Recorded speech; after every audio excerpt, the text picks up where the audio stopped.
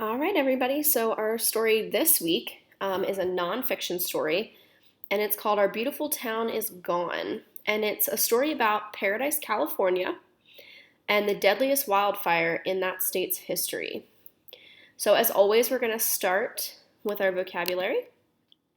So, one of the words you're going to see in our story this week is torches. So, that's a noun, and it's a long stick that burns brightly at one end. So you can see that picture. This is the torch, and one end is on fire. Our next word we're going to see is called plume. So plume is also a noun, and it's something such as smoke that rises in the air in a tall, thin shape. So you can see that smoke right there is rising up. So this is the plume. Ignited is our next word. Ignited is a verb, and it means caused to begin burning. So you can see this grill here, and let's see what this video is all about.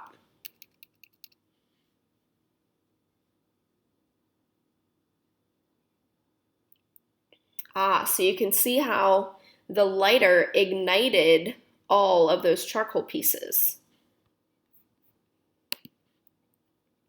Smoldering. Smoldering is also a verb, and it means to burn slowly without flames. So you can see in this picture or video that there's the orange like you saw in our last picture, but there's a big difference. Let's watch the video. So you can see how it's kind of flickering, but there's no flames shooting up. So that is smoldering. All right. Our next word is evacuate. Evacuate is a verb as well, and it means to leave a dangerous place. So obviously you can see that there's a big flood, and these people are evacuating, or they're being asked to evacuate their homes because the floodwaters could get too high and be dangerous. Refuge. Refuge is a noun, and it's a shelter from danger. So this is a picture of a tornado safe room or a refuge where people can go to be safe from a tornado.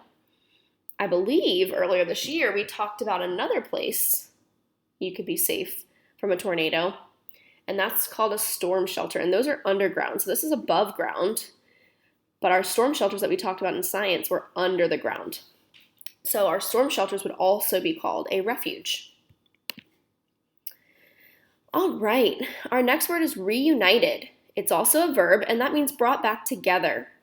So you can see this little boy's mom is a soldier, so they are being reunited. Let's watch the video.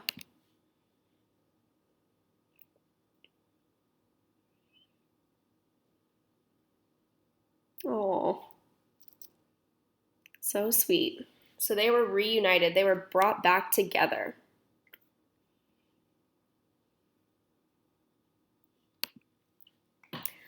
All right, our next word is resilient. That's an adjective, so it's a describing word. And that means to able to become strong again. So resilient is to become strong again. Let's watch the video.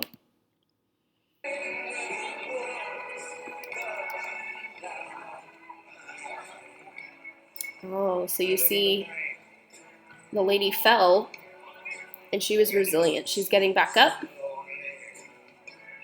And there she goes. She's off again running. So she was able to become strong again and continue running even after she fell.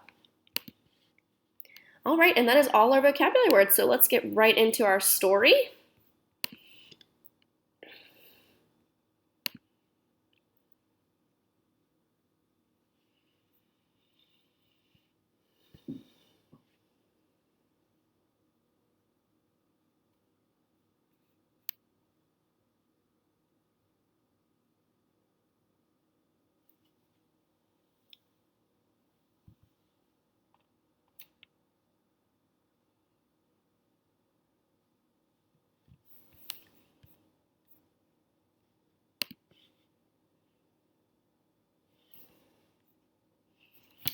Our beautiful town is gone.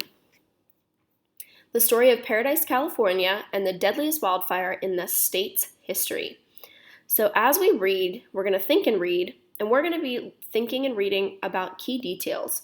So as we read, we're going to look for details the author includes to help us understand what the people of paradise went through before and after a fire.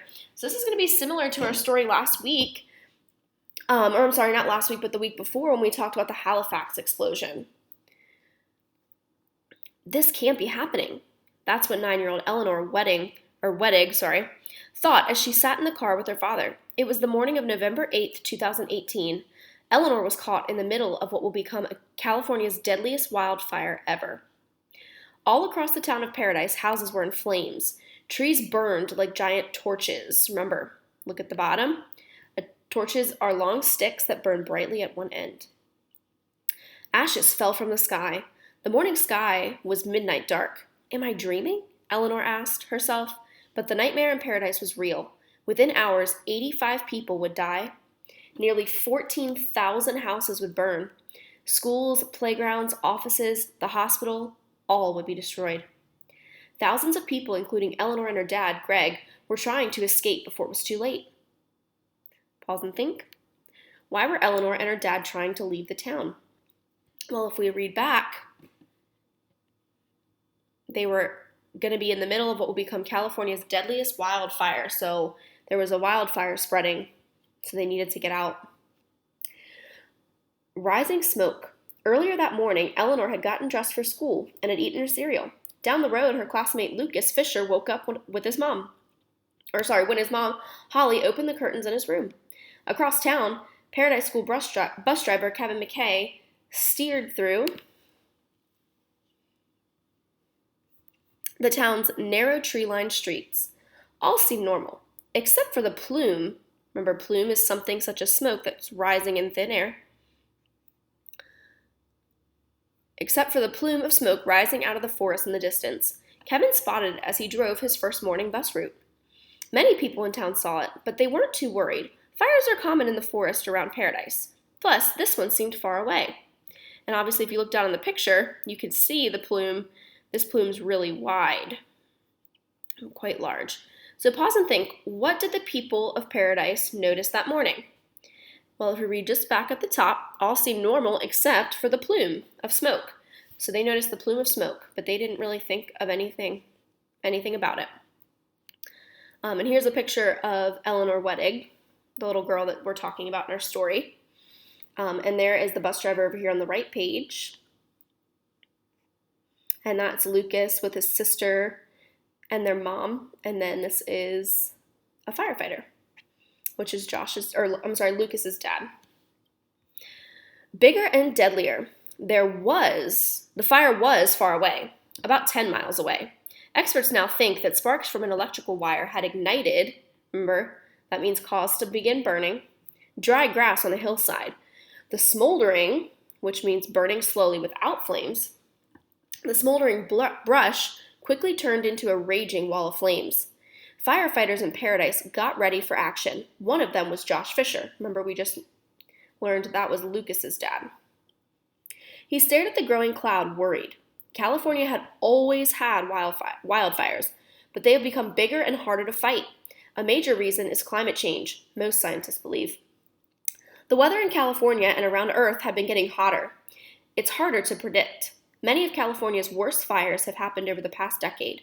The last 5 years were the hottest on record. The fire was moving toward Paradise with terrifying speed. Every second it burned through a chunk of land the size of a football field. That is a lot of space at one time. Even more dangerous, a powerful wind was picking up pieces of burning trees.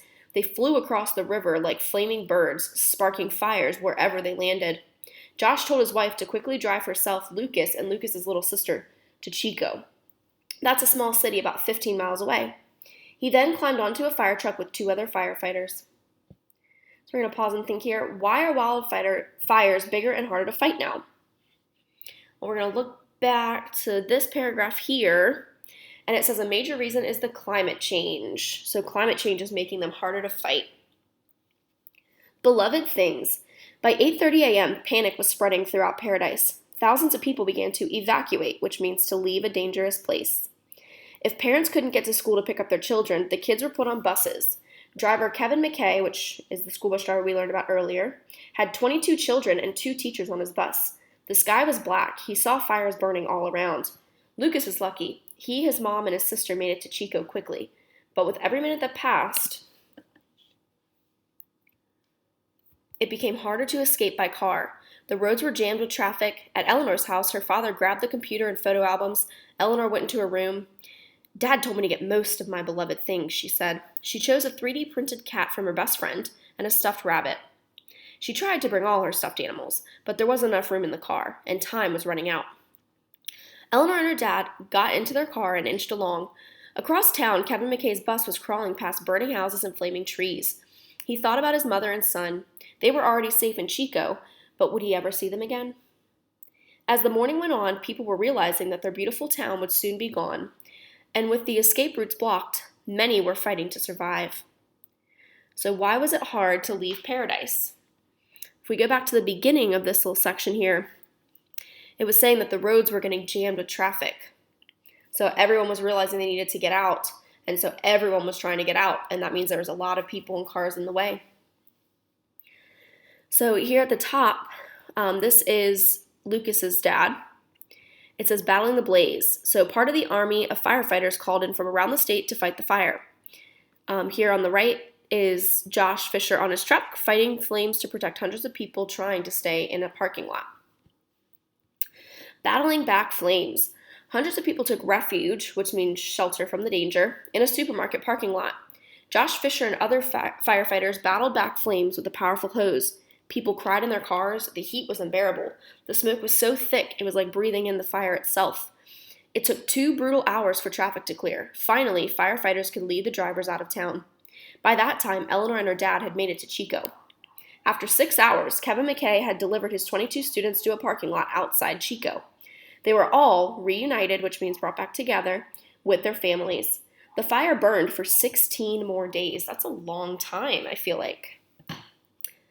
Pause and think. What was happening in the parking lot? So if we go back to the beginning, people were taking refuge there, trying to take shelter, and Josh Fisher and some other firefighters were trying to battle back those flames and keep them away.